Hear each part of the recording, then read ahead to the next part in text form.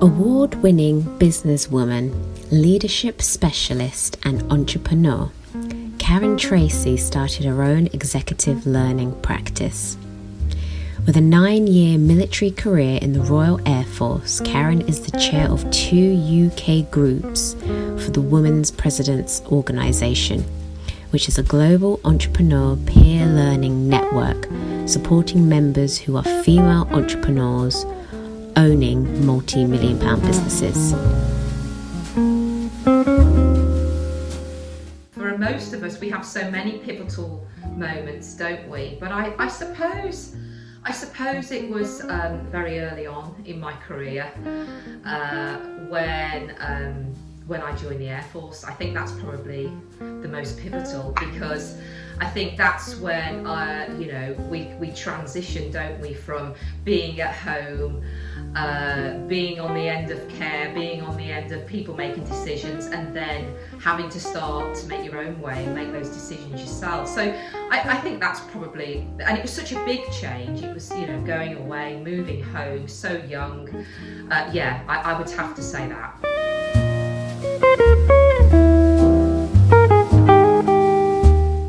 Like most people, there's been lots of twists and turns, and there's been lots of ups and downs, and anybody that thinks that their journey is going to be smooth or going to be straightforward, they're going to be disappointed. And actually, I think when that's happening, that's where you learn the most.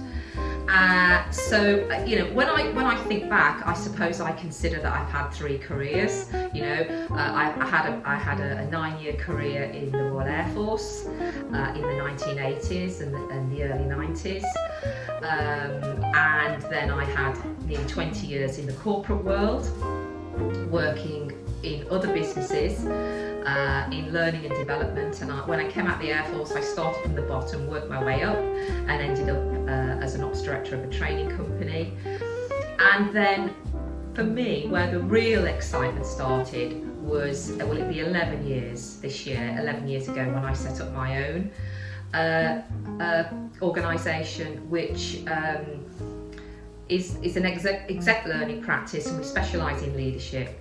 And I guess my journey has had those 3 elements, and out of that has come 3 different sets of learning, and I suppose 3 different individuals at the end of it. We constantly change, we constantly develop, and for me, that's the exciting thing about being in this world of business.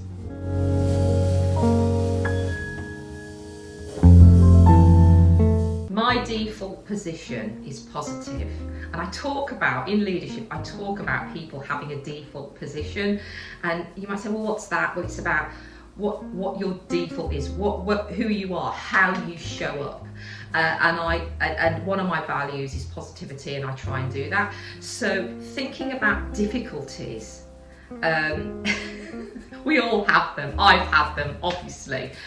But what I like to challenge people to do was to think about not using language like that, not using, not thinking about that, not maudling about that, but actually think about the challenges that you've had, and almost change the narrative. So I'm not being so rude to ask you to change your question, but I think if there's one thing that could come out of this, I'd love people to consider their narrative, consider their language they use, consider their mindset, and consider their default position.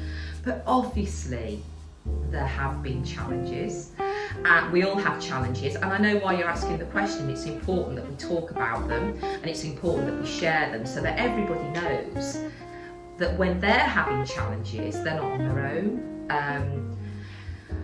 I suppose if I really had to dig down and go there, it would of course be when I set up my business 11 years ago. It was a huge challenge. I set it up in this room with a second-hand desk and an A4 pad and what was in my back pocket. And it's one of the reasons that I like returning to this room, because this is where it all began.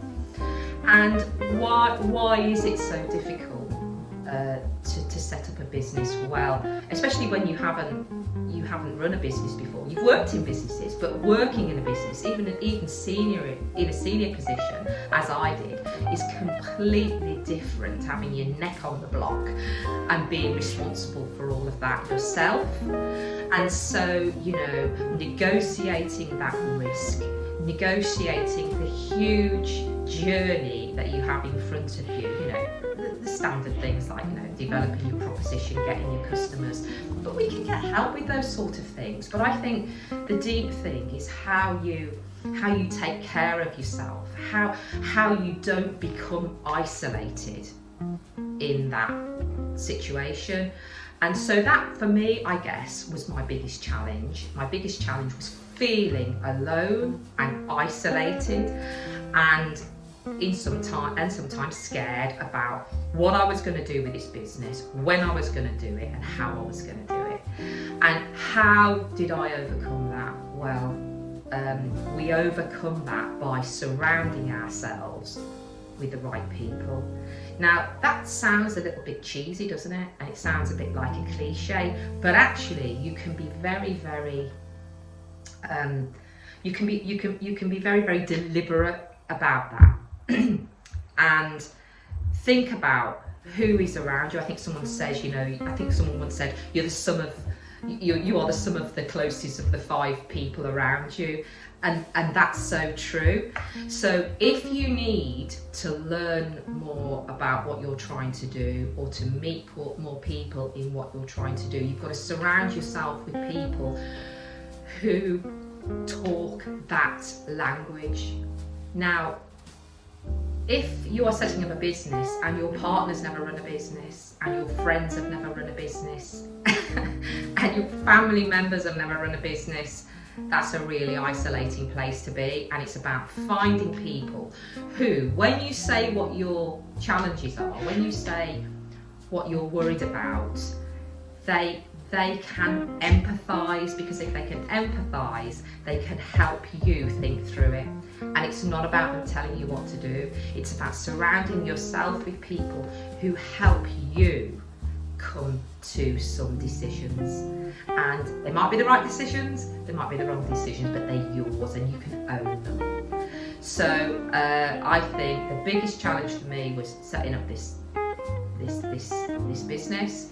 It was around surrounding myself with the right network, and the biggest challenge was building that network. And it takes time, and it takes blood, guts and tears, and you have to get out there and step out of your comfort zone. It's not easy, and I firmly believe that's where most people fall over when they try and build the network around them. That's where they fall. Their proposition's great, their offering, their service, their product is great, but it's about how they take care of themselves.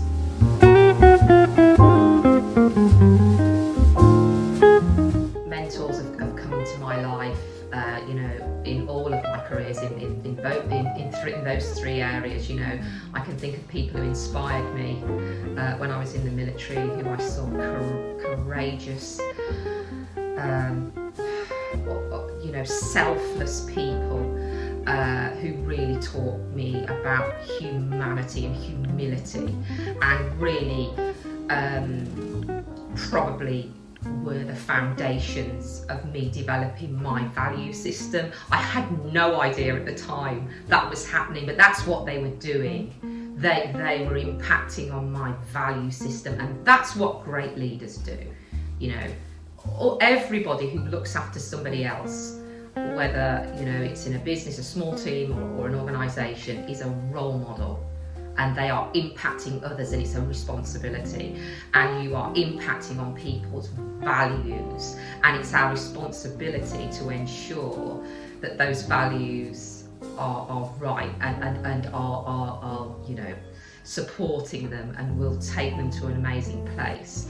And I can think in my corporate career where I had mentors that gave me that chance, gave me that shot.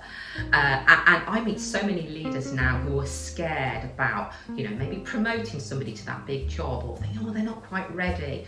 And I often turn to them and say, somebody gave you that shot, didn't they? It's our responsibility to put people out of their comfort zone and support them in that. And I can remember, 2 people in my corporate career who took a punt on me, gave me the role, and allowed me to develop that role, allowed me to step in, make some mistakes, and achieve some things. But they were always there, almost with their hands on my shoulders, guiding me. And we have to look back at those things and learn from that, and not just be on the receive mode around that and think, okay, they did that, what am I going to do? What's my role then in the future? And certainly in my entrepreneurial career, I'm surrounded by people that inspire me every day. But I think you asked, Alicia, I'm going to try and answer your question. You asked me about turning points. What I think a big turning point for me in the 11 years was getting involved with WPO, Women's Presidents Organisation, because becoming a chair for them and chairing groups of entrepreneurial women who are running second stage businesses has widened my lens to working with the most amazing women who have the most amazing stories, and the common denominator of that is they tell you about it, they share it. And when you're surrounded with people like that, it inspires you every day. So that was a turning point for me, because it really widened my network of being connected to these people and being inspired by them, but also from a practical point of view, having those connections not only here in the UK, not only in Europe, but across the world. So now it is nothing for me to have a call in Portugal in the morning, a call with Silicon Valley in the afternoon, and I, especially now in this world of Skype and of Zoom, it's nothing, is it, to have international calls all throughout your diary, and especially with COVID, we're even more used to that. So that getting involved in WPO and being around people who are like-minded with similar value systems, who have similar aspirations about helping other entrepreneurs and helping other women was definitely pivotal.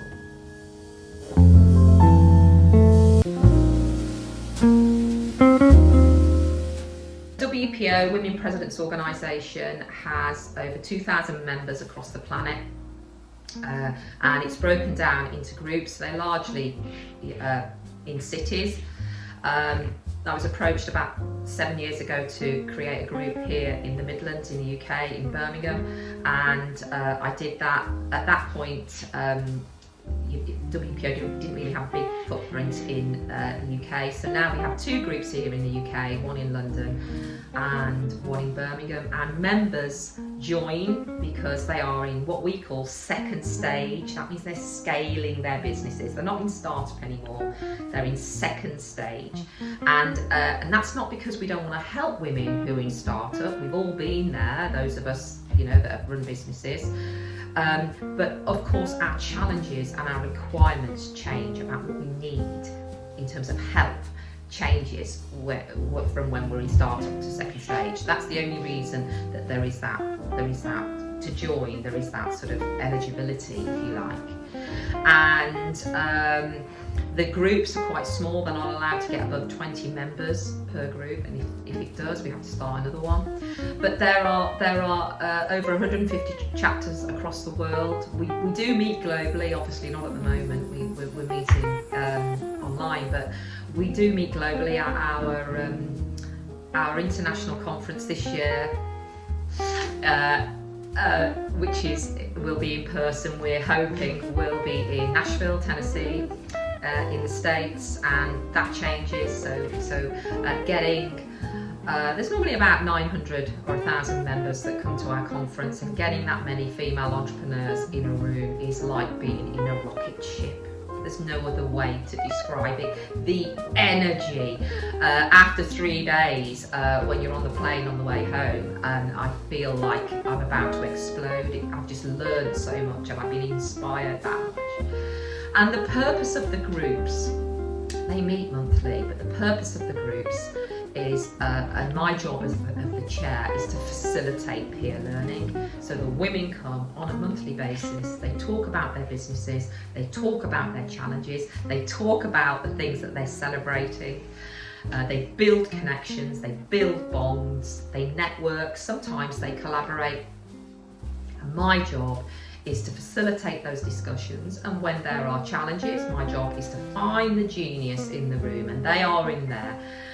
It's not about giving advice, it's about supporting that woman, so the dialogue that we have with her in that room enables her to make some decisions that will help her move out of that challenge. You see, I didn't say problem, I said challenge. That's my default position kicking in there as a real example. And sometimes it can happen very quickly, and sometimes it can take a bit of time. But that's my job as the chair. Obviously, being an exec coach, specialising in leadership, often chairs are from that background, and we're trained and we're experienced to do that. But it creates a wonderful dynamic, it creates a wonderful experience for the women. And my members, my long-standing members have been, I have some long-standing members who've been with me 7 years, and they renew every year. So yes, and of course, with breaking down barriers with internationally, which is so easy now, we're finding we're doing a lot more networking internationally and with Europe, because it's very easy to do it. We're having symposiums and we're having events and we're having keynotes by very easily dialing in and speaking to each other. And so as a result of COVID, actually, we've seen more networking and more collaboration and more interaction of our network, of our members across the world. So yeah, it's a fantastic organisation. I'm so privileged to be involved in it.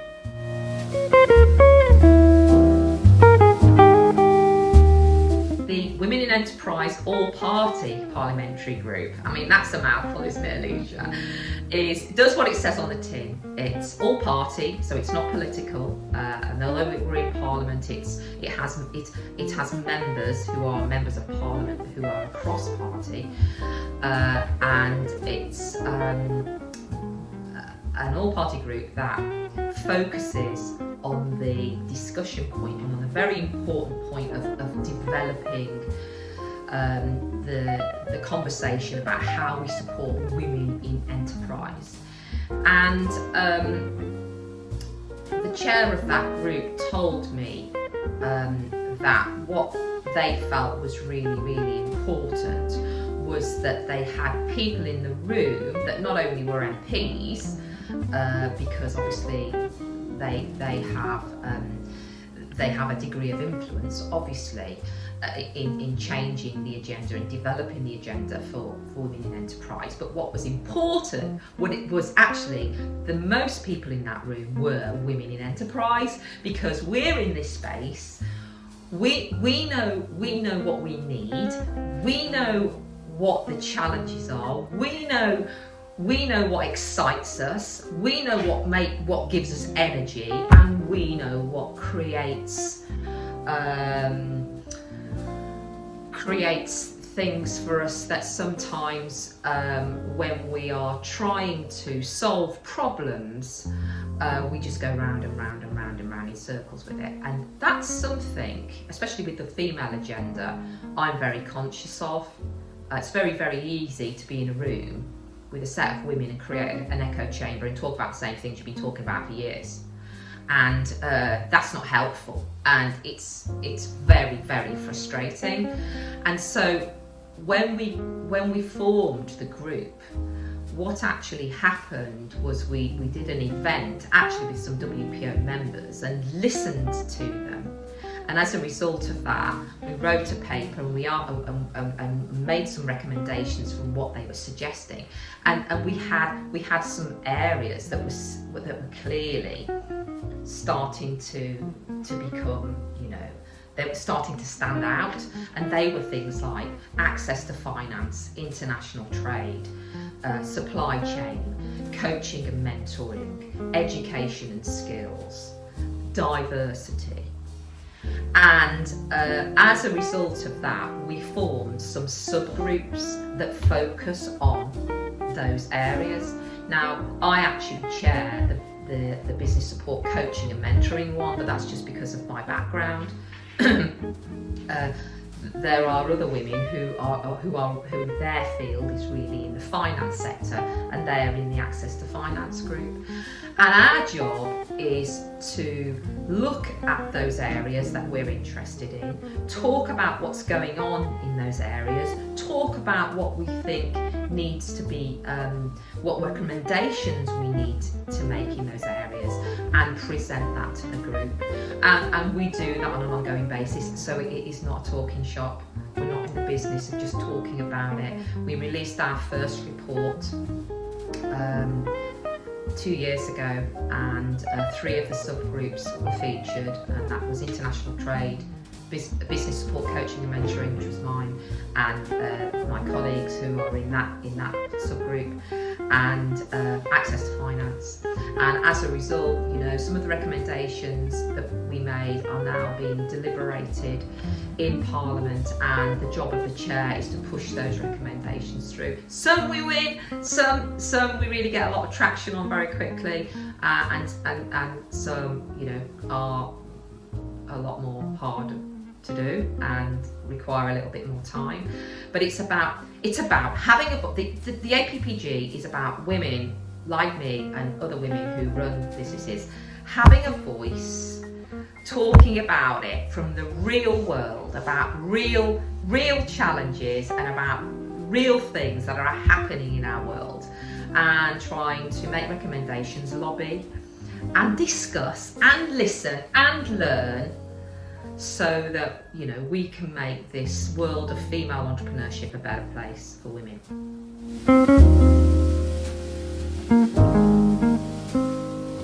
That's a $64,000 question, isn't it? And I suppose how we do it when things are normal and how we do it in COVID is two completely different things, isn't it? So I've had to relearn it, actually, as we all have during COVID. I think balance is the word, isn't it? It's difficult. It's difficult when you have so much passion about what you do. It's why most entrepreneurs and most people who run businesses are just 100 miles an hour. I mean, somebody said to me the other day, "Karen, do you work 4 days or 5?" And I said, "I work 7 days." And that's the same for every entrepreneur. And that's not because I'm in this office every day and I'm with a client every day, or I'm speaking every day, but I'm thinking 24/7. Something will happen and I'll pull my notepad out and I'll write it down. And and if you're wired like that, and if you've got to do it, because if you don't, it'll ruin your day. And so I think, actually, I feel more sorry for the people that live with people who run businesses and who are entrepreneurs. I'm very lucky. My husband has run a business before, so he does get it when I wake up in the middle of the night and start writing stuff down. I think it depends. The answer to your question is it depends. If you've got a family, if you've got a young family, if you've got kids, or if you've got older people that you're responsible for. So I don't have a young family, but I take care of my mum and dad like most people do who are my age. I think you have to get your priorities right, and yes, you've got to be passionate about your business and allow yourself to do that, because that's what makes you tick. But you also can't forget that the most important thing in our lives is our family and our health. And I make no apologies for saying that. My family and the health of the people around me, including my team who works with me. Julia's in the next room. I include her in that. All these people, how they, taking care of them and being there for them is the most important thing. It is. I don't know whether you can pick up, but that's quite raw for me. That makes me quite emotional. That's how important it is. Kindness and being there for our families and being there for other people. I think we've all learned. We've had to learn, and it's right that we've learned it. Is completely fundamental nowadays. And if we can do that alongside our, if business is getting in the way of that, that's the problem.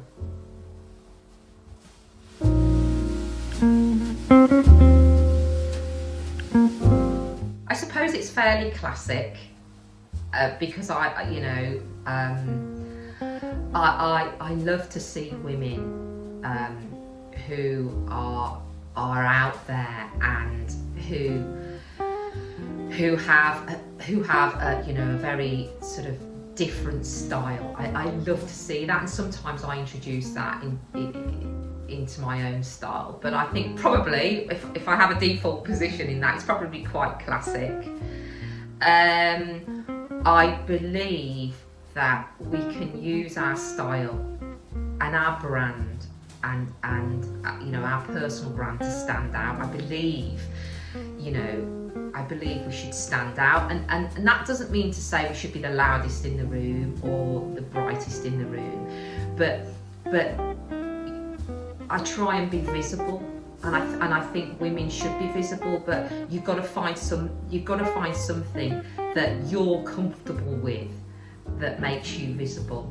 I was thinking about this, and I was thinking about sometimes I drive to work and I see young girls, or I'm driving around at the weekend and I see young, teenage girls in clumps, in groups, not clumps, in groups, and they all look exactly the same. They're all wearing exactly the same. And I don't believe that's all, but I don't believe that's because they like the same. I believe it's because they are scared about standing out. And I remember doing that, and everybody asking each other what they're wearing. Well, the reason they're doing that is because they're worried about standing out for the wrong reasons. And I'd really like women and men actually who have got young girls in their families to challenge that when they see it, and it's almost like they're trying to blend in. They're trying to be part of a group, and what we should be encouraging is encourage individuality, and that's what I mean about being visible. I try to present who I am, and I think we should encourage that however you want to do it, whether that translates to what colour your hair is or what colour your jacket is or whatever it is. And I think it says something about those girls, and sometimes I want to stop the car and I want to say, why are you both wearing shorts, and why are you both wearing a white top, and why are you both doing that? I don't, obviously, because it would be weird, but it makes me think, and we should encourage people to be individual. But I think it also says something about the world that they do that and they conform to that, because I think sometimes when people do it, they are berated for it, and I think that's really sad.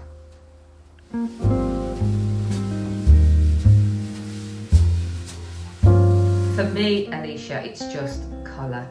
And people comment on this all the time. It's because I wear a lot of colour. Now, I didn't used to. Everything's black. And people comment on things a lot, but they're actually drawn, as Jan was, to the colour. And what my stock answer to that is colour's the new black. Okay, colour is the new black, and we all and I know why sometimes I've got a black skirt on and I've got a black top, but I think it's about a little bit what I was saying before. It's about standing out. So I don't have a go-to colour. I think I'm not a colourist, but I know certain colours suit certain people better. So for example, if you look at all the whites, I know sometimes white's better for you rather than ecru, or cream's better for you rather than white. I'm not a colourist, but I think, if you just hold something in front of you, you can tell. But I think I don't have a specific colour, but I try to wear colour. And I converted one of my small rooms, my smallest room, my smallest bedroom. I've just got a 3-bedroom house, but one of the smallest bedroom is now my wardrobe. I've converted it to that. I was very lucky. And if you walk in there, it's just a mass of colour, and I think it's just I feel better when I'm wearing colour. I deliberately picked something bright for us today because we're in doing this wonderful thing, we're going to have so many women, together and talking to each other and sharing. It's a joyful thing, so I wanted to do that. But I think you can add colour by using all sorts of tricks. Even a small pendant can create colour, in what I call, your communication area. But I've got to tell you, I once had a client of mine, and she was from Ghana, and she had this off to a T, and she always, when she walked into the room, she really did light up the room because she loved colour. But she had these she called them yolks, and they were like, it was like a web of fabric that just sat over her dresses. And oh my gosh, every time I used to see this woman, I used to say, and they were always different colours. And she gifted, I wish I'd remembered it. I should have wore it today really. And she gifted me one of these beautiful yolks from Ghana, and I often wear it over a plain black dress. And the comments, I even wore it to a wedding once, and the comments were just amazing. But I think for me, I don't have a particular colour. I always pick a colour that I think suits me and that gives me joy.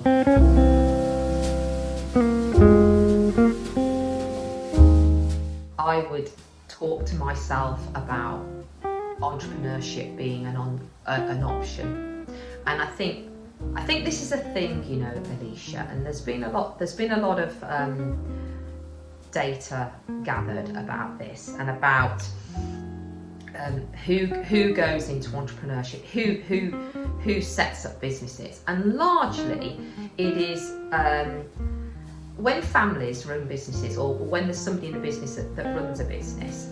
The children or the offspring, if you like, of those entrepreneurs consider entrepreneurship or consider running businesses themselves, because they see it, they experience it. But like most people, my mum and dad, they always worked all their life, but they never ran their own business. And actually, I think I only had one uncle that did, and I didn't see him very often. And so I was never exposed to it. And it was all, so therefore, there's a saying, isn't there? You can't be what you can't see. And it just never ever occurred to me that being my own boss, running my own business, was something that was an option to me, but more importantly, was something that I could do. And that's because I didn't have a role model. I didn't have a role model that that was presented to me and I saw, that came from where I did and came from my background, that went on to run a business. I just didn't see it. And that might have been something to do with, when I grew up in the 70s, there weren't that many women running businesses. That's part of it, of course. So the advice I would give to myself is, yes, the military is an option. It's a great career. Yes, going and working in a firm and working for someone else is an option. It's a great career. But so is running your own businesses and your own business and being an entrepreneur. So that's what I would be saying to myself. But the other thing that is important from that anecdote is, those of us that run businesses are all role models, and we have a responsibility to show everybody that we are in contact with, whether they are in our families, whether they are our friends, is to show that doing this is possible with the right support and the right people around you. It's possible to do, and you should consider that, because there's lots of people out there with great ideas, with great skills, who can do this and make a business for themselves and feel totally feel totally happy with their life and what they've achieved. And I don't think it's a nice thing to do. I think it's our responsibility to share that and to be a role model to other people who are looking to their futures, that this is an option for them and we should help them. In the Women in Enterprise APPG, currently there's some work being done by the Education Skills subgroup on this, and what they're trying to do is exactly that. They're trying to get the discussion more in schools around entrepreneurship being an opportunity, especially for girls. And so they're using the team to just survey young people in schools and in educational establishments about what entrepreneurship is, because if we can understand their views on what that is, if we need to challenge their thinking, we need to ask them first before we decide what we're going to say to them. But of course, it's not, entrepreneurship isn't discussed in schools, and we shouldn't be blaming the educators. I remember going into a school and doing a keynote in a school, and the headmaster, actually it was my own comprehensive school, and I went back. It was a pretty scary thing. It was a pretty scary thing to be in the headmaster's office after all those years. And we were talking about this phenomenon, and she said, the problem is, Karen, she said, my teachers out there, you've come in here today to talk about business, talk about entrepreneurship, and the reason you're here is my teachers out there, they went to school, then they went to college, they went to university, and then they qualified to teach as teachers, and then they came back to school. They've never worked in that arena. Why are they the best people to talk about, what business is like, what entrepreneurship is like to children? And that was the head, and I thought that was incredibly, brave and inspiring for her to say that. And she said to me, that's why you're here. And we need more people in educational establishments like that, approaching education for young people, and getting the right people, in school, to pass those messages on to young people, and they will respond. I thought that was really brave of her.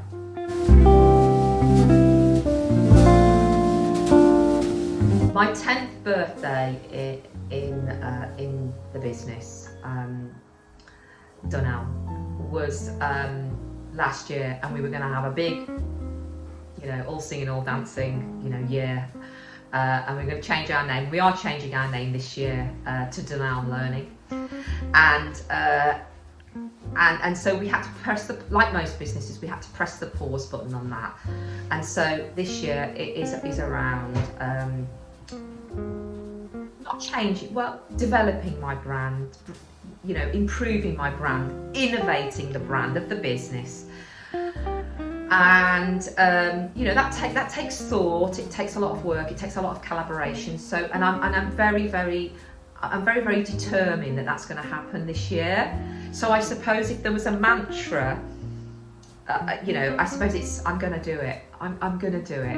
And it's great, that you've asked me that, because it's like when we're setting any goal or any aspiration, I always encourage any exec, if I'm coaching them, or any senior team, if I'm working with them, I always encourage them to make a vocal commitment. Because if you make a vocal commitment to something, to somebody who you trust and who you value, you'll do it. And actually, not only will you do it, they'll support you. So it's easy to get, and the reason I say that, Alicia, it's easy to get drawn into the day-to-day, and sometimes when we're making sort of like brand changes and innovations, it's easy to we'll do that next week. It's easy to put it off. So I'm gonna do it is my mantra for this year. My next goal.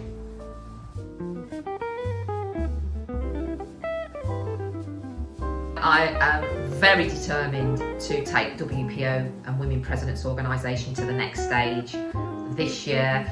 I'm very determined to fill both of the groups. We have some spaces in the London and Birmingham groups. I'm very determined to get those filled this year, and I'm also going to be launching a Europe Platinum group, which doesn't meet every month, and they're for women who turn over more than $10 million, and that's a retreat-based program where we have a retreat 3 times a year. So I'm determined that is a goal that I will get platinum launched. I've already got 3 women signed up. I only need to get to 10 before we can launch that. So that is gonna happen this year. And I believe those women won't just be from UK. I think we'll get some members from Spain and from Turkey and from Portugal, already talking to colleagues there who have women highlighted for that. So that is a goal, absolutely a goal. And of course, to develop Dunelm Learning and to change that brand. So that's sort of right from a business perspective. I think from a personal perspective, I'm just undertaking some learning with WPO. We're doing a Harvard Managed Mentor program, which is challenging my thinking and my learning. I'm always learning, I'm always developing my knowledge. So I'm determined to really make the most of that opportunity and to get that done and to achieve that. So I've got some learning goals as well, which is always important for anybody running a business. You know, never give up learning. It's the food of what you do. I need to be a little bit fitter. I've started that in lockdown, and so even more personal, I need to just be a little bit fitter as I get a little bit older and take care of myself a little bit better. I think we all can do that, and to have, once we're in lock, have the most parties and the most get-togethers with my friends and family. In fact, I am considering having a 24-hour party in my house, and we're just not going to stop until we've all had our fill. So whenever we can start to be close to each other, I'm probably just going to randomly hug anybody that dares to walk past me in the street. And even invite them to the party. I'm going to have just so much fun. I'm determined to have so much fun once we're unlocked. It's going to happen.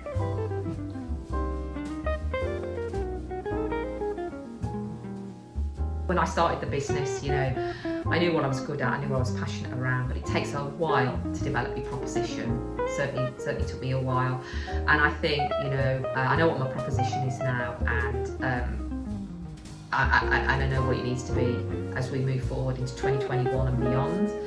And I think what I would say to people is we have some amazing exec learning programs for that specialise in leadership for people who are either running a business or who own a business.